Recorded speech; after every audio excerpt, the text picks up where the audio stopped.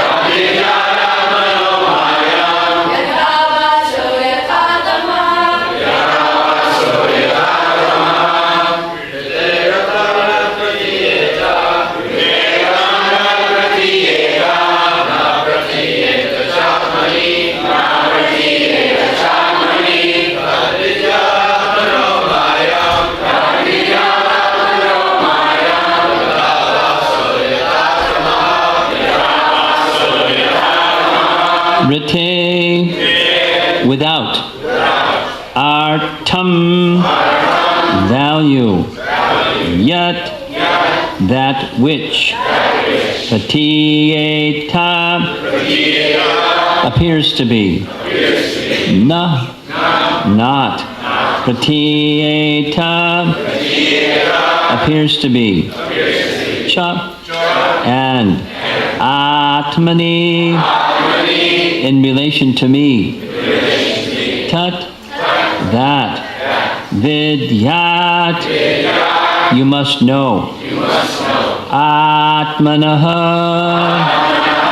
my, mayam, illusory energy, yata, just as, abhasa, the reflection, yata, as, tamaha, the darkness.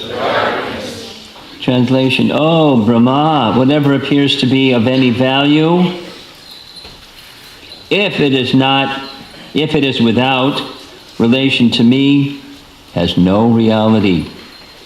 Know it as my illusory energy, that reflection which appears to be in darkness. So we completed all but the last paragraph of this highly philosophical purport. So here goes the last paragraph. According to the Padma Purana, within the material compass there are innumerable material universes, and all of them are full of darkness.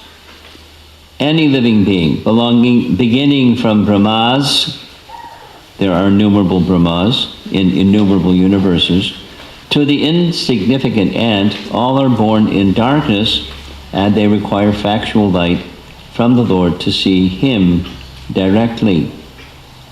Just as the sun can be seen only by the direct light of the sun.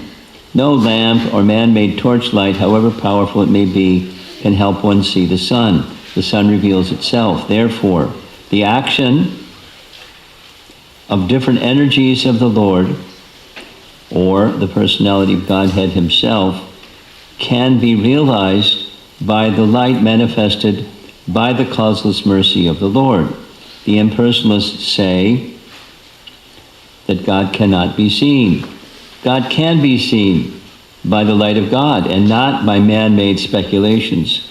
Here, this light is specifically mentioned as Vidyat, which is an order by the Lord to Brahma.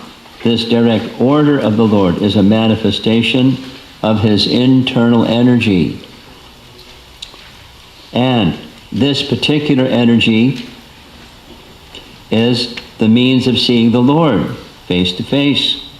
Not only Brahma, but anyone who may be graced by the Lord to see such merciful, direct internal energy can also realize the personality of Godhead without any mental speculation.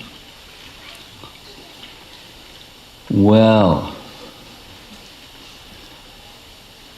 foundational understanding, and I thought it'd be nice to take a peek at what Vishwanath Chakravarti Thakur writes, because the presentation of this verse and main parts of the purport are dealing with the illusory Maya. And only in this last paragraph is Prabhupada indicating the non-illusory Maya, or the internal potency that reveals Krishna. Because after all, the whole purpose of Srimad Bhagavatam, the whole purpose of the Vedas is to know Krishna, right? The whole purpose of the Vedas is to know Krishna. Vedaischa sayarvair aham eva vejo. Krishna says the purpose of the Vedas is to know Him. So the whole purpose of Srimad Bhagavatam is to know Krishna. And the good news is, if you know Krishna, you have a one-way ticket. One-way ticket to the spiritual world. So that means knowing Krishna isn't so easy. Knowing Krishna is not so easy, as Krishna says in Bhagavad Gita. Some of you younger students, you learn Bhagavad Gita verses, right? Manushanam sahasreshu. Anyone know this verse? Yeah? Someone knows the verse amongst the students? Manushanam sahasreshu kasya jatati siddhaye yatatamapi siddhanam kasyid mam veti tattvataha kasyid mam veti. Veti is from the word vid, which means to know. Out of many, out of many persons, hardly one is endeavoring for perfection. And of those who achieve perfection, many may achieve perfection, hardly one knows me in truth. And if you know Krishna in truth, you have a one-way ticket. So let's see if we can learn something about Krishna so we have a one-way ticket to Krishna. There's a problem. Have you noticed? The problem is darkness. The darkness of ignorance. So we were discussing this a little bit yesterday. The material world is literally and figuratively dark. literally dark because without the light of the sun, it's dark. Let's do this. When Lord Brahma was first born, all of you know this one. When Lord Brahma was first born, what was his circumstance of his appearance? Yes? He appeared on the lotus flower that came from the navel of Garbhodakshay Vishnu, correct? He appeared on top of that lotus flower. And when he looked in all directions, what did he see? Darkness. Because there wasn't any light yet. There wasn't any creation. But he heard, even when there's darkness, you can hear. And what did he hear? He heard some splashing. That splashing was the waves. But that didn't happen yet. He heard some waves. And so he knew that below me there's some waves. There's some water, because waters make waves. He's intelligent. Just put your hand down. I'll call on you just a sec. So he was inquisitive. We're also supposed to be inquisitive. And he was like super inquisitive. Like, I hear this splashing is coming from down below, and intuitively he understood, if I follow the stem of this lotus flower, I'll find out where I came from. Because he wanted to know where he came from. And it's all darkness in all directions. It's all darkness in all directions. And he climbed down and down and down and down and down and down and down. He couldn't find the end to that stem. You're raising your hand, but I haven't asked a question yet. So, okay, now comes the question. Then what happened? Yes. He heard tapa. What does tapa mean? Worship. It means what? Worship. Austerity. Austerity. You guys like austerity? Uh-oh. Not supposed to ask that question. Well, somehow, because Brahma is intelligent, that's the somehow. He knew what that meant. So what did he do? He climbed back up the stem, sat on the lotus flower, and what was the tapa that he did? Tapa. What was his tapa? I see one hand. I see two hands. I can only have one of you talk at a time. You raise your hand first, behind you. Go ahead. What did he do? Meditation. What did he meditate on? The darkness, right? He meditated on darkness? No. What did he meditate on? I see a hand over there. I see several hands over there. It's like a universal form. What did he meditate? The one that hasn't spoken yet, did you just put your hand up? Did he see Krishna? He meditated on? Krishna. What feature of Krishna did he meditate upon? He meditated upon the mantra. Vishnu. He meditated upon mantra. We do that too, right? At least we're supposed to. He meditated on mantra, and gradually, many things happened, but he gradually became well acquainted with the ocean of truth. And then he knew what to do, because he was well acquainted with the ocean of truth. So he engaged in creation, and part of creation was to create the sun, so that then he could see what was going on, what was the creation that he was supposed to be making. And then the darkness was dissipated by the light of the sun. So when there's darkness, go back. We're going now back to this verse. This verse is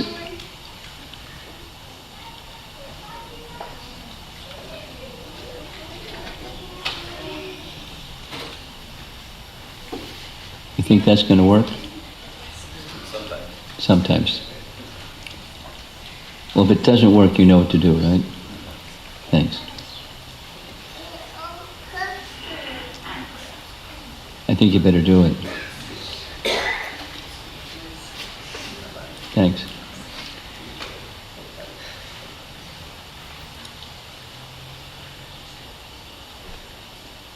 There's darkness, and without light you can't see. So sometimes, what the verse is saying is sometimes in darkness there appears to be light that's just a reflection.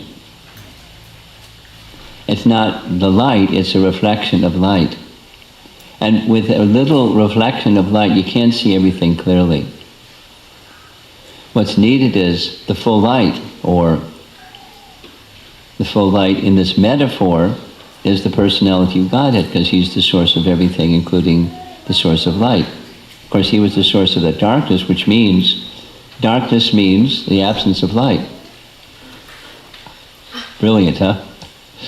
Darkness means the absence of light, or when there's light, there's no darkness. And so that's the metaphor. And in the whole presentation, I'm trying to keep this simple because it's a little involved, it's a little philosophical. And I was told that the kids get a little restless when it gets too philosophical.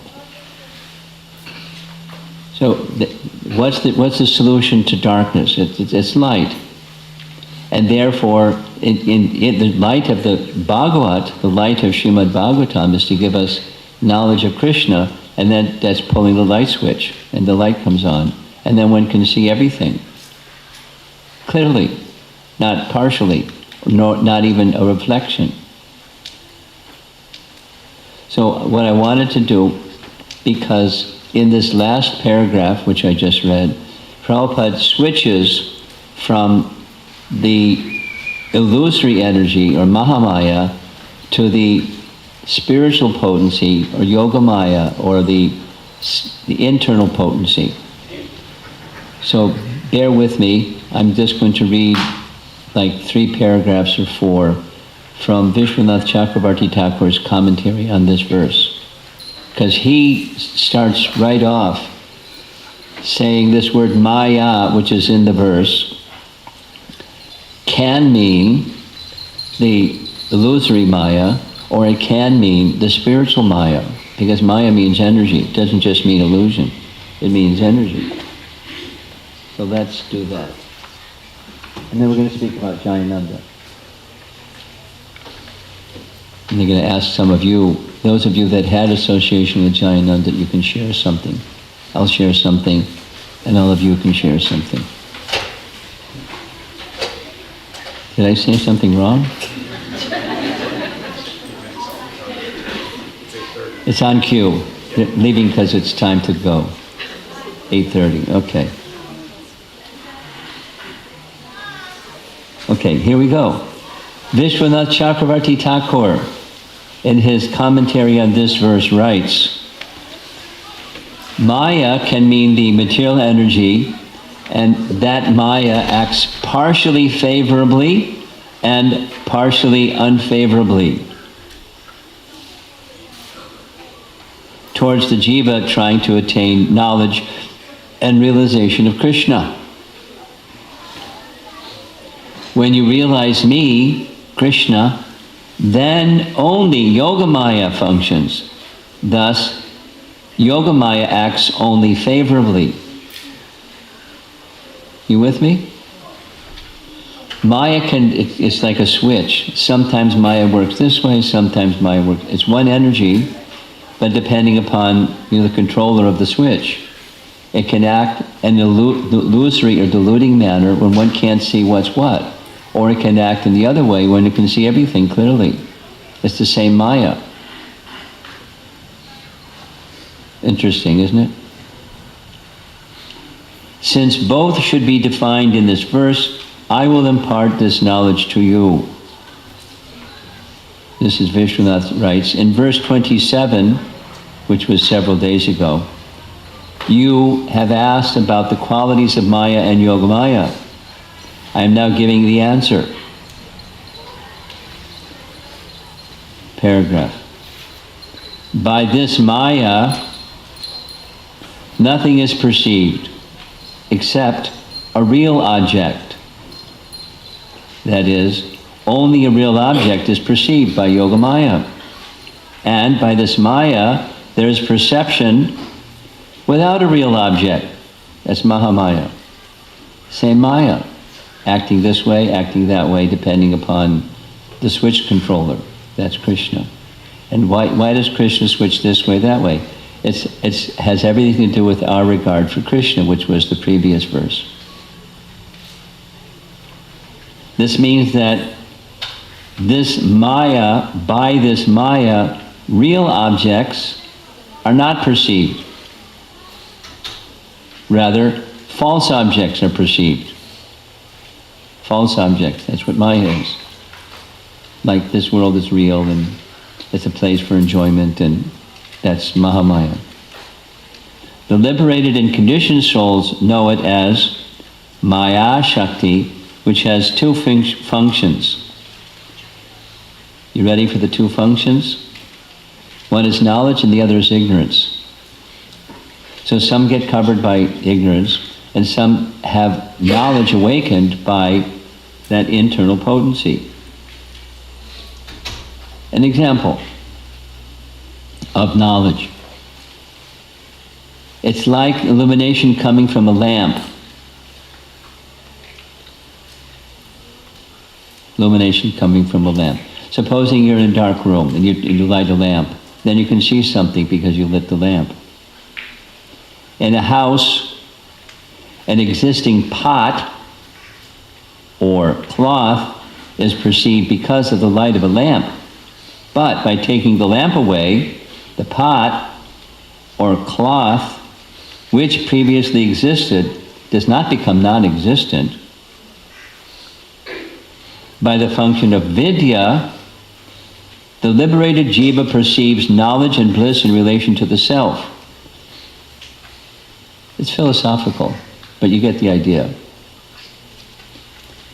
By the internal potency, by the light, the illumination that comes from Krishna, then one can see Krishna, and one can see things in their proper perspective. However, that same Maya can work the opposite way, which is the emphasis in Srila Prabhupada's purport. So everything depends upon our regard for Krishna. That's the bottom line, which is the previous verse. So we have a choice to make. Isn't that nice? We can choose between Mahamaya and Yogamaya. We can choose between being in relation with Krishna or not. Supposing you just kind of sit on the fence and don't decide. That's a decision. That indecision, that's fence-sitting indecision means Maya. And you don't see Krishna because there has to be the aspiration, the choice made in direction of Krishna. And it's not like Krishna, then you snap your finger and Krishna turns the light on. It may happen gradually. That's generally the way that it happens. And then gradually one can start to see things in the proper perspective. That is, the darkness is dispelled and light becomes brighter. The emphasis made by Srila Prabhupada in his purport, and this is the last on this verse, and then I'm going to go to Jayananda.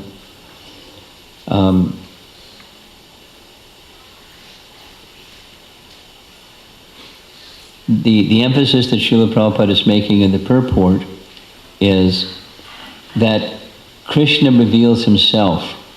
It's really simple. Supposing I don't want to rely upon Krishna, I think I'm independent, and I'm going to realize truth. I'm a jnani, I'm a mental speculator. So what do? I get my flashlight out, and I go around here and there looking for the sun. But that's not how you find the sun, because the sun is self-luminous. If I abandon that approach, the speculative approach, and seek the process of descending mercy from Krishna by trying to serve Krishna nicely, then Krishna reveals himself. Using this example, because it's a Vedic, it's a Upanishadic example, then you can start to see pots and plates. You can start to see what's what. You can start to see things as they really are, instead of in darkness, thinking that you see them, but you don't really see them. It's a nice verse. It's a little complicated philosophically, but in principle it's quite simple.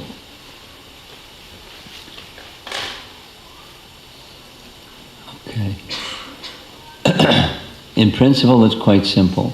Turn your attention to Krishna through the means of serving him. That's the means of approaching him that he recommends.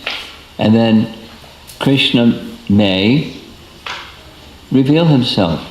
He may reveal himself suddenly, he may reveal himself gradually. Commonly it's gradually, like the sun rises in the morning, it's gradual. But Krishna may reveal himself suddenly. And that's the message of Srimad Bhagavatam. Krishna, we're striving to know Krishna, circling back to the starting point. The purpose of the Vedas is to know Krishna.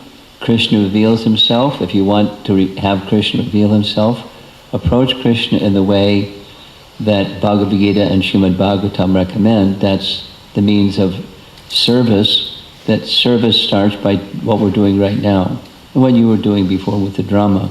That's, hearing. That sound vibration brings about knowledge of Krishna. That's the end of the Bhagavatam purport. Today is also the appearance day or disappearance day? Disappearance day. Yes? Yes. Okay. So here's a book, The Beautiful Life of Jayananda Thakur. As you all know, Srila Prabhupada loved him very much, as he loved Srila Prabhupada very much. So much so that Prabhupada indicated when he left this world that his disappearance day should be placed in our Vaishnava calendar, and so we're honoring a disappearance day. I'm not going to read anything from this book. I'll let you if you want to, because it's available online, and it's a nice book. It's not very thick, but it's a compilation of love from one devotee that also had love for Jayananda. And I'll just share a couple of things about Jayananda from my experience, invite some of the devotees who are in the room who may have had some direct experience with Jayananda also to share, and then we'll go from there. My first experience in association with Jayananda was in relation to the New York Rath Yatra. Because after the San Francisco Rath Yatra, it was rah, let's have Rath Yatras, plural. And the next place for Rath Yatra, as far as my imperfect memory goes, the plan was New York after San Francisco. And so guess who came to New York to build the Rath Yatra carts, plural. And so that's how I got to know Jayananda. And a little sharing, one of his characteristics is he didn't like to spend Krishna's money. So he got a place to build the Rath Yatra carts that didn't cost any money. Now this is New York City, Manhattan. Now how you gotta get a place that, it took about 2 months to build Rath Yatra carts and not pay any money. Well, the place that he secured permission for free was what was then called, I think it was called the stockyard. It was a place where a previous train line had gone. It was on the far west side of Manhattan that now is no longer, just a train yard. But it was an empty property that was owned by, you want to guess who owned that property? Donald Trump. He did some devotional service for Lord Jagannath. So I don't know, I found that out much later, but somehow Jayananda got permission, and he didn't like to spend money. He didn't spend money unless he really had to. And so the cart was made of railroad ties because it was an old railroad yard. And you know how thick railroad ties are? They're big. This cart was really heavy, and it was really big, and it was made of railroad ties. And people loved him. The devotees loved him, and so all the people just volunteered, whatever the 2 months, whatever it was, for building the carts with unpaid for materials and an unpaid for lot. And the service that I had, that was assigned to me, one of the services was to bring prasadam every day to the Rath Yatra cart crew. So that was, every day I got the opportunity to get association of Jayananda and his team. And very quickly they began assembling and this and that, and it was masterful to watch how the team worked together. And he had only built one cart before, and that was just, how did he learn how to build the one cart and then build another cart of railroad ties? Gigantic thing. And then he wanted the wheels to match the cart.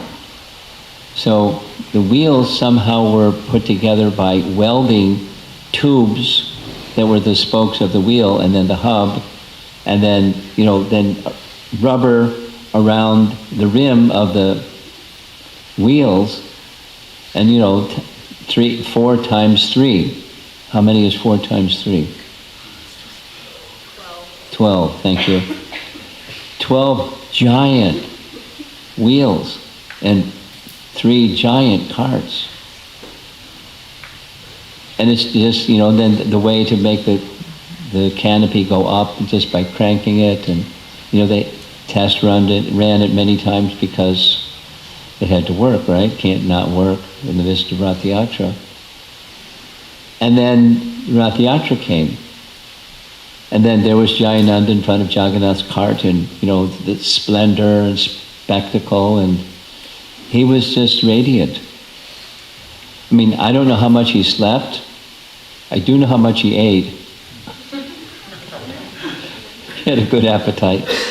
And a little experience at the end, I remember this very vividly. Tamal Krishna Maharaj was the GBC, and the building was the Manhattan Temple, West 55th Street on the 2nd floor. And so there was Jayananda in the hallway with Tamal Krishna Maharaj and his team. And Tamal Krishna Maharaj was debriefing him, and I saw, down the hall. And then Tamal Krishna Maharaj motioned to me. So I came over, and Tamal Krishna Maharaj did what he was really expert at doing. He blasted me. And what he blasted me for was the prasadam was insufficient. Apparently, Jayananda made some remark that it was nice but not enough. So I got, a pile of ashes in the middle of the hallway with Tamal Krishna Maharaj roasting me. And then he turned to Jayananda and said, okay. It was like, it was Tamal Krishna Maharaj. So the very next day, the next weekend, very next weekend, this is another Jayananda story and I'm going to end. A booth was secured at a county fair north of New York City, Orange County. This is like a posh county where people from the city go there to, get away from the city. And there was a big fair. So he volunteered to be in charge of that booth. And the second day, there was a notification that he was arrested. And he was arrested for shoplifting. And he was shoplifting because he needed a pair of pants. And he didn't like to spend Krishna's money, so he shoplifted the pair of pants. And they had, at that time, there was, that you can't walk out the store because there's a little buzzer goes off saying, this is merchandise that's not been paid for, it hasn't been scanned yet. So I had to go and bail him out of jail because he stole pants. He just didn't like spending Krishna's money. And he always managed, aside from stealing pants, he managed to get things just by his big heart and by asking people, and people would generously contribute what was needed. Now, to the best of my memory, except for some hardware that was needed, most of everything else was just the whole 3 carts of Rath Yatra were donated materials because of his big heart and his appeal. He was that kind of person. In our society, he was always looked up to as not just like a big brother, but like a father figure. Those that had his association felt that way towards him. And he took that role, very unassuming, not pretentious at all, very, very humble. He was also the Bhakti leader for a while in the Manhattan Center. And people wanted to be part of the Bhakti program because you want to be with Jayananda. Just very magnanimous, big-hearted, tall, unpretentious, very humble, incredibly hardworking, and a voracious eater. That's the Jayananda that I knew. So I see that it's 12 minutes before the hour. Anyone else in the room had association with Jayananda would like to share with us a little bit of their association with Jayananda?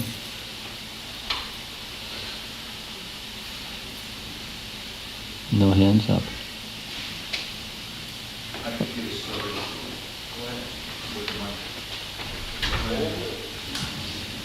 Okay, so I think the only time, almost for sure, that he came to India with Bhaktidas, and we were just sitting in the Lotus building, back veranda, first floor where we used to serve out. Yeah. And all the characters were there, like Chaitanya, Jayapataka, Bhavananda, and some local devotees. So the prasadam was there, ready to be. The buckets were there, and they'd gone back in the kitchen to get more.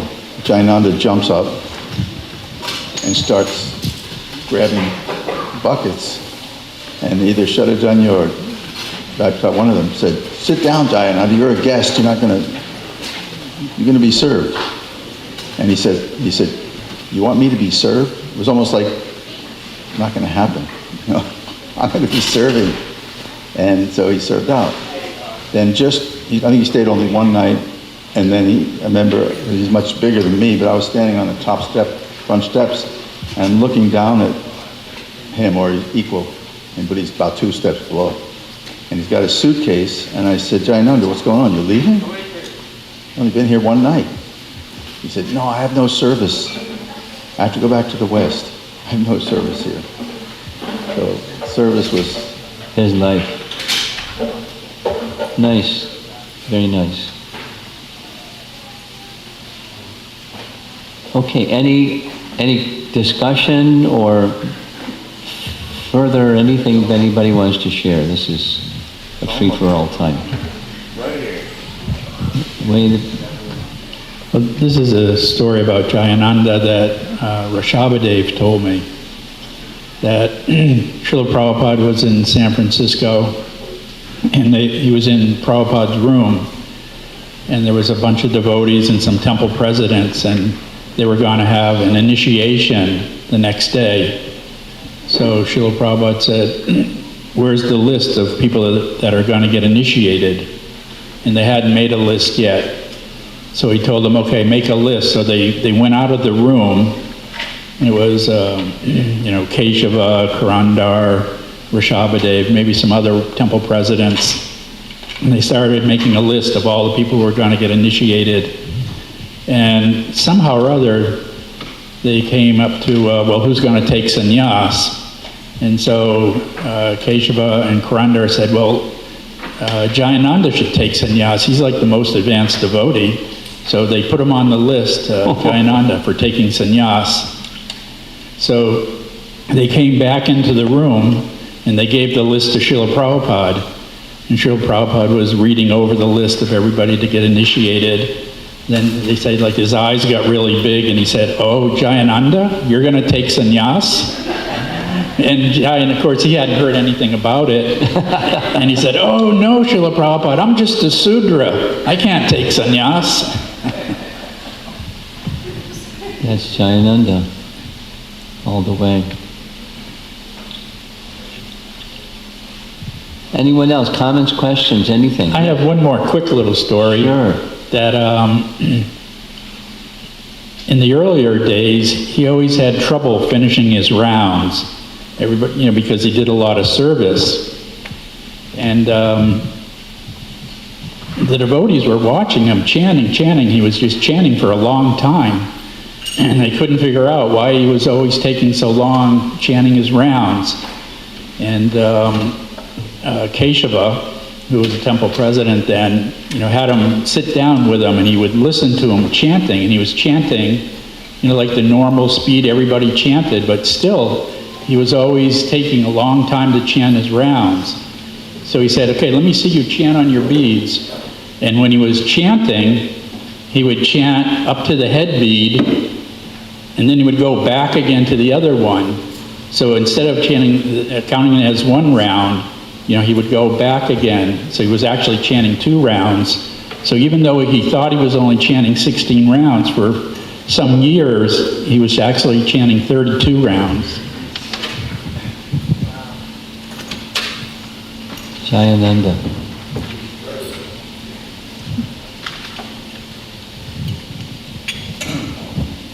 And I believe it was in 1977, the Radha Damodar party came to Detroit on their way to India. And Tamal Maharaj was there, Vishnu Jan Swami was there, Jayananda Prabhu was there. And I didn't have too much association, but I remember, he would always be there chanting very loudly and sincerely his rounds during japa period. But then during Bhagavatam class, he'd be sitting there and it seemed like he was falling asleep while Tamal Maharaj was giving class. So Tamal Maharaj just pointed out, stand up. And in front of everybody, he's telling Jayananda to stand up so he wouldn't fall asleep. So I thought that was kind of interesting how he could be so humble. John was gone by 76. Okay, maybe it was 76, I'm sorry. And then the other experience I had is after the Sunday feast, I went back to the ashram a little early, and I saw there that Jayananda was sitting there and reading, so I thought I'll sit down with him and hear what he's reading. So I asked him, and he said, I'm reading Chaitanya Charitamrita. It had just come out. I said, really, what's it about? He said, I don't know. He was so humble, he was trying to read it, but he said he didn't understand it, so I took all his great humility.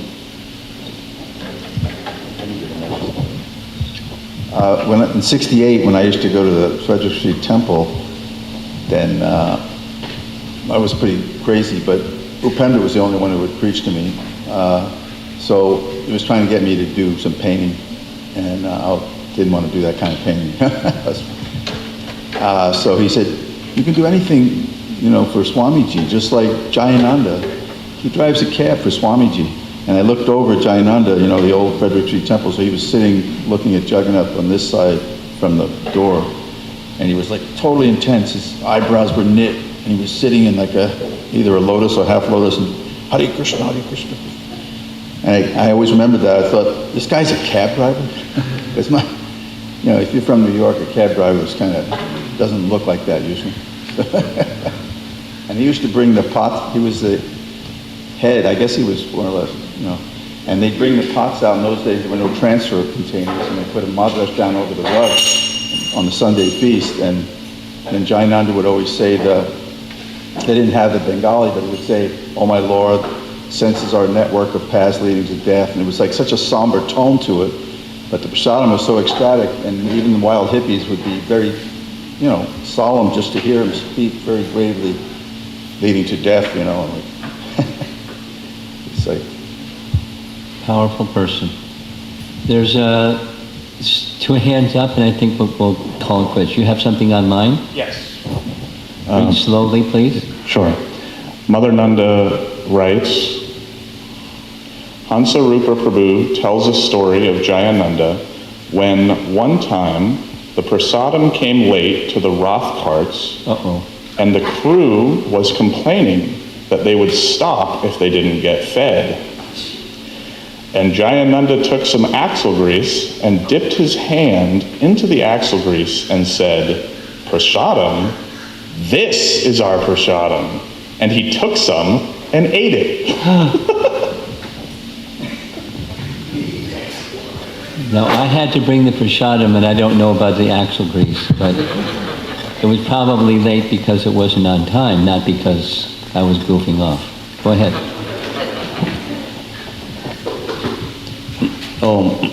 Danvir Maharaj told me this story that before he was sannyas, he asked Jayananda Prabhu one time that, "Please tell me the secret of your success, that how you're so, fired up in service." So he said, "I'm too busy with my service to think about that."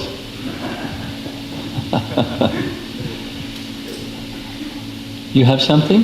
Yeah, we have the third card from New York down here. You have a what? The third card is here? Yep, the Subhadra's cart is down here. Is it still with the railroad ties and the whole deal? Well, they used, on that one originally came from Chicago because they ran out of time. And then they retrofitted it to match the other two. Okay. And it used to have railroad ties for the axles. They had truck axles bolted to railroad ties. So for that one, I remember seeing that. I never saw the Balaram and Krishna's cart, in their glory, so I couldn't compare it. Yeah, it's at Trivakram's pole barn. We still have it. It helped start the Rath Yatras that, we do down here. And they helped get it inaugurated. Jayananda's cart. Looks like that's it. Does someone, I see you pointing at somebody for something. You want to add something?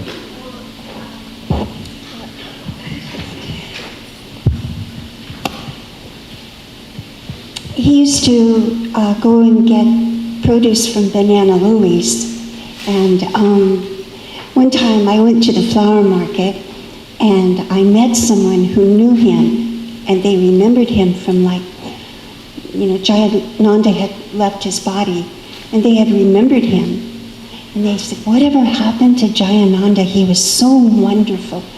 And I met a lot, because I went to the flower market a lot, and I met a lot of people who remembered him because he was so nice to everyone. Yes. Friend of everyone. So we get a picture, a snapshot of Jayananda. This book is available if you want to read more. I'm sure it's available online, but it's also available. Srila Prabhupada ki, Sri Jayananda Prabhu ki, Gaur Premanandi.